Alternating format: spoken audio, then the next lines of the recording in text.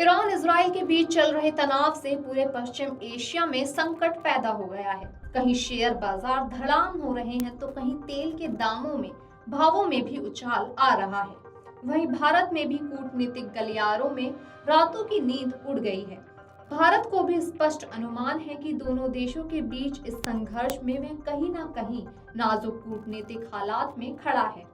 भारत के लिए ऐसी स्थिति रूस यूक्रेन जंग में भी नहीं पैदा हुई थी। इस समय यह पूरा क्षेत्र बारूद के ढेर पर है।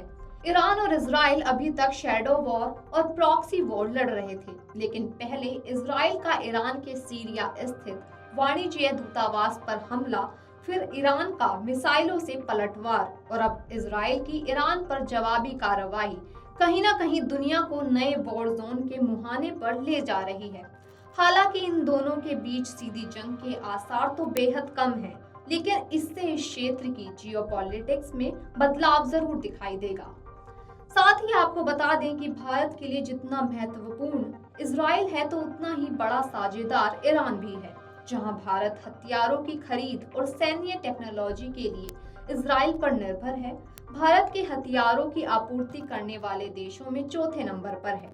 पिछले 10 सालों में भारत ने इजराइल से लड़ाकू ड्रोन, मिसाइल, रडार समेत अन्य सर्विलेंस सिस्टम भी खरीदे हैं। इजराइल का हाइफा पोर्ट भी भारत के पास है। वहीं ईरान भारत का लंबे समय से सहयोगी है। भारत के साथ पुराने समय से सांस्कृतिक संबंध रहे हैं और दशकों से ईरान नई दिल्ली के साथ खड़ा रहा है। भारत ने ईरान में ओमान की खाड़ी के नजदीक चौबार बंदरगाह को विकसित किया है, जिसका उपयोग वह अफगानिस्तान और पश्चिम एशिया तक सप्लाई के लिए करता है। चौबार भारत और ईरान को दुनिया भर की समृद्धि व्यापार से जुड़े रूट से जोड़ता है। साथ ही जब इराज इलाही से वर्तमान स्थिति पर ईरान भारत की भूमिका और भारत की मध्यस्थता की भावनाओं को लेकर सवाल पूछा गया, तो उन्होंने कहा कि हमारे भारत के साथ अच्छे संबंध हैं और निश्चित रूप से भारत के इजरायली शासन के साथ घनिष्ठ संबंध है।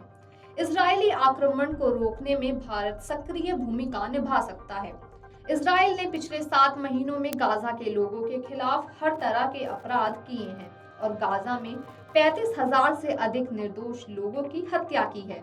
क्या ऐसे अपराध के सामने चुप रहना सही है? साथ ही भारत ईरान संबंधों की वर्तमान स्थिति और ऊर्जा आपूर्ति फिर से शुरू करने के लेकर पूछे गए सवाल पर इराज इलाही ने कहा कि ईरान और भारत के बीच संबंध अच्छी स्थिति में है और हम ऊर्जा सहित सभी क्षेत्रों में इन संबंधों को विकसित करने के लिए तैयार हैं।